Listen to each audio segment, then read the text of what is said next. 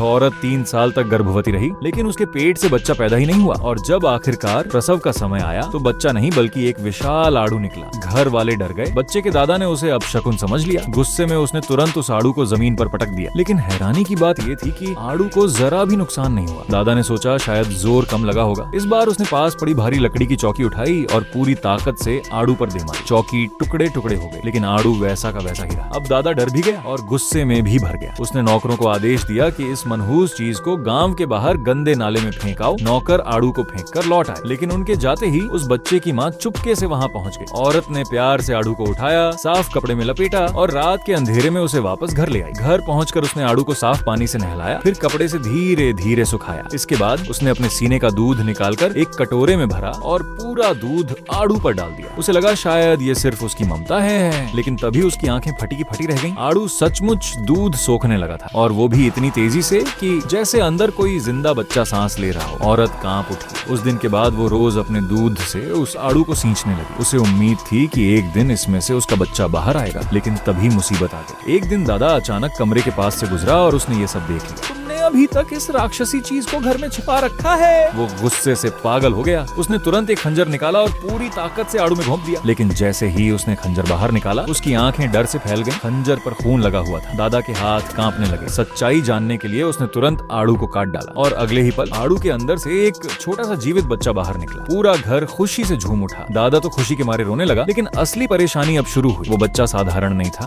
उसकी भूख इतनी ज्यादा थी कि दिन भर सिर्फ दूध ही पीता रहता था। और सबसे अजीब बात, वो सिर्फ अपनी माँ जैसा स्वाद वाला दूध ही पीता था। माँ की हालत दिन ब दिन कमजोर होती जा रही थी। आखिरकार घर वालों ने कई महिलाओं को बुलाना शुरू किया। हर दिन ढेर सारी औरतें आती, अपना दूध निकालती और बच्चे को पिलाने की कोशिश करती। अगर बच्चा दूध पी लेता तो उस औरत को वहीं काम पर रख लिया जाता। काफी कोशिशों के बाद सिर्फ 2 महिलाएं ही चुनी गईं, लेकिन एक औरत जिसे बच्चा पसंद नहीं कर पाया था, वो जाने का नाम ही नहीं ले रही थी। दाई ने पूछा, तुम अभी तक गई क्यों नहीं? औरत मुस्कुराई और बोली, अगर छोटे मालिक को मुझे सौंप दो तो मैं ऐसा तरीका जानती हूँ जिससे उसे फिर कभी इतना ज्यादा दूध पीने की जरूरत नहीं पड़ेगी। इग्नोर किया तो तुम्हारी माँ मर जाएगी। अगर अपने माँ को बचाना चाहते हो तो इस वीडियो को लाइक सब्सक्राइब करके कमेंट में दी जरूर लिखिए।